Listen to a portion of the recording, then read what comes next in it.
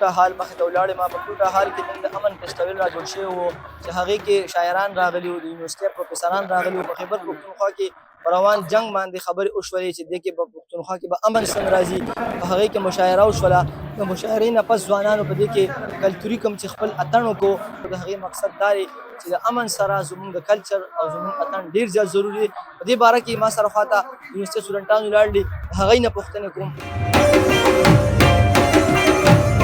السلام علیکم، زما نوم نمره شاه دی. زه پیس اینډ کانفلکټ سټډیز پېښور یونیورسټي کې سبق وایم. نن په پېښور یونیورسټي کې یو کانفرنس ارینج شو چې کوم ته زموږ مشران راغلي وو او هغه یې ارینج کړی وو.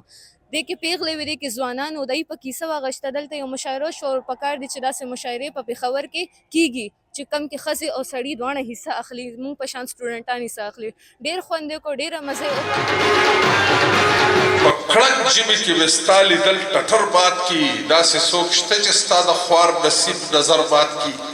د خمارونو تر ګلرنګه مې کدې پورې وا زندګي څه وه خو تر دې او تر هغې پورې وا. ادارې کوم ملګري داسې غوندې کانفرنسونه کوي، دا ډېره لویه کارنامه ده.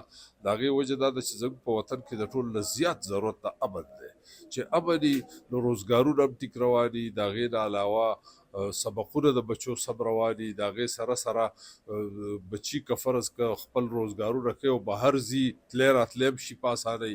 دا جنګ چې دی دا داسې څیز چې دا هر څه په ځای ودرئ.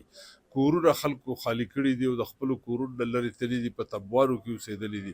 نو په دې حالاتو کې چې موږ دنیا ته ګورو چې دنیا چېرته روانه ده او موږ چېرته روان یو، نو زموږ ډېر افسوس ماته کېږي او زه په هغه وخت کې ډېر خفه شم. او چې کوم خلک د خپل تاریخ نه، د خپلو اتلانو نه، د خپلو روایاتو او اقدارو نه ناخبره وي، نو هغه خلک به چېرته ځي؟ هغوی خو بس د تباهۍ سره مخ کېږي. نواز ستا په در ولاړه یم، زه بې نواز ستا په در ولاړه یم. وګوره زخمي ځیګر ولاړه یم، زر راته را وګوره پرېوځمه اوښکه د بڼو په سر ولاړه یم. او تا ته وایم ای د میخانې ساقي جام راکه د وره بهر ولاړه یم. امن د انسان دپاره او د انساني ټولنې دپاره ډېر زیات ضروري دی. نو بیا امن به په دغه طریقو باندې راځي. موږ به په صحیح توګه د امن په معنا نه پوهېږو چې په وطن کې دغسې اکټیویټیز وي او په هغې کې موږ بھرپور شرکت وکړو. نو ډېره مزه یې وکړو. الله دې وکړي چې زموږ په وطن باندې امن راشي. ډېره مننه.